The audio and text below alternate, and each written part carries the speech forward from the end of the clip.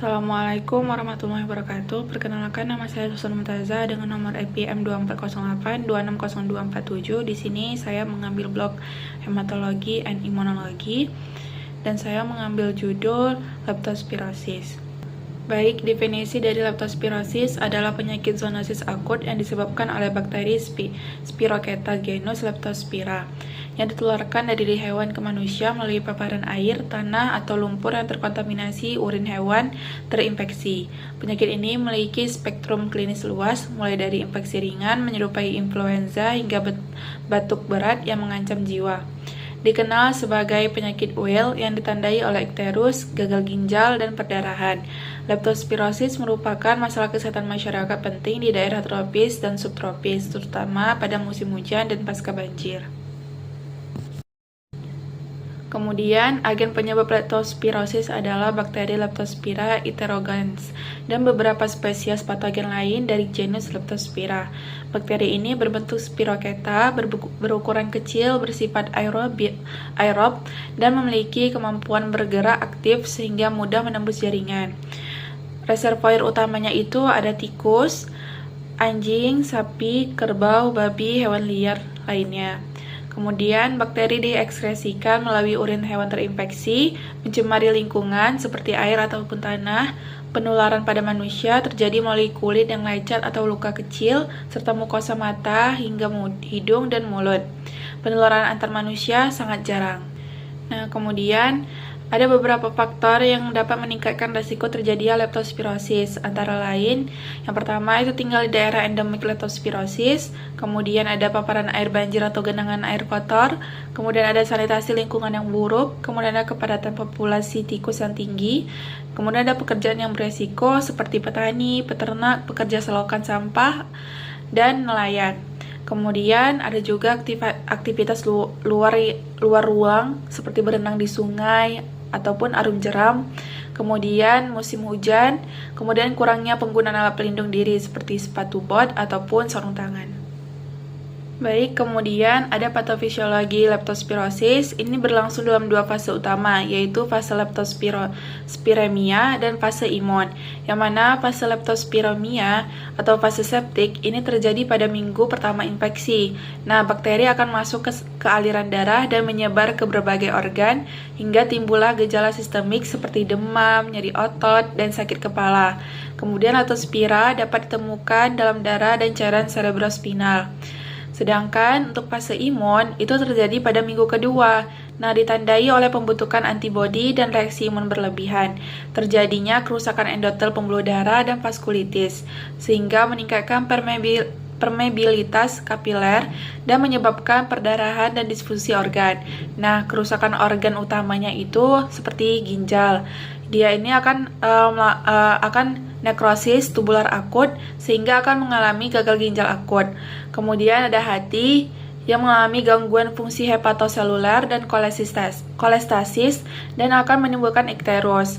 Kemudian ada paru, dia ini akan mengalami perdarahan alveolar dan akan terjadi gejala distres napas. Kemudian ada sistem saraf pusat, dia akan mengalami meningitis aseptik. Nah, kerusakan jaringan lebih disebabkan oleh respon imun dan inflamasi daripada efek toksik langsung bakteri.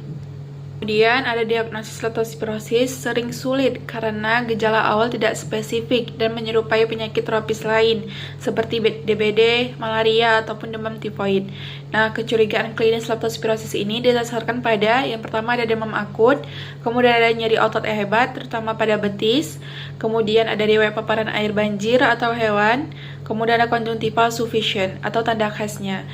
Nah, kemudian diagnosis ditegakkan dengan mengkombinasikan klinis, laboratoris, dan pemeriksaan spesifik. Kemudian pada pemeriksaan fisik dapat kita jumpai demam tinggi mendadak, nyeri tekan otot betis dan punggung, conjunctival sufficient tanpa sekret purulen, kemudian ikterus pada kasus berat atau penyakit Weil, hepatomegali, petaki atau perdarahan mukosa, oliguria pada gagal ginjal, tanda shock pada kasus berat. Kemudian untuk pemeriksaan penunjangnya, kita bisa meminta pemeriksaan laboratorium rutin. Nanti didapati leukositosis, trombositopenia ringan hingga sedang, kemudian peningkatan ureum dan kreatinin, SGOT yang meningkat lebih tinggi daripada SGPT. Kemudian kita bisa meminta bilirubin total dan directnya itu akan meningkat. Kemudian peningkatan kreatin kinase atau CK, kemudian ada gangguan elektrolit atau hipokalemia. Kemudian kita juga bisa meminta pemeriksaan spesifik seperti IgM antileptospira atau ELISA, kemudian microscopic angulutination test, kemudian ada PCR leptospira, ini untuk mengecek sensitivitas pada fase awal penyakit. Kemudian bisa juga kita meminta pemeriksaan tambahan seperti urinalisa, fototoraks, dan USG abdomen. Kemudian ada tata laksana leptospirosis, ini bergantung pada tingkat keparahan penyakit dan harus dilakukan sedini mungkin. Yang pertama ada leptospirosis ringan, yang mana dia ini kita berikan rawat jalan, antibiotik oral, doxycycline. Nah, alternatif lainnya itu ada amoxicillin atau azitromisin. Kemudian kita berikan dia istirahat dan hidrasi yang cukup. Baik, kemudian untuk leptospirosis sedang hingga berat, itu kita berikan rawat inap, antibiotik intravena, penicillin G, ceftriaxone, dan cefotaxime. Kemudian bisa kita berikan terapi suportifnya juga, yaitu cara intravena terkontrol, monitoring ketat diuresis, dan koreksi gangguan elektrolitnya. Kemudian jika leptospirosis pada kasus berat atau komplikasi, kita berikan perawatan ICU, bila perlu dialisis pada gagal ginjal akut, ventilasi mekanik pada perdarahan paru, transfusi darah bila terjadi perdarahan masif, terapi shock sesuai protokol. Antibiotik paling efektif bila diberikan kurang dari 5 hari pertama penyakit.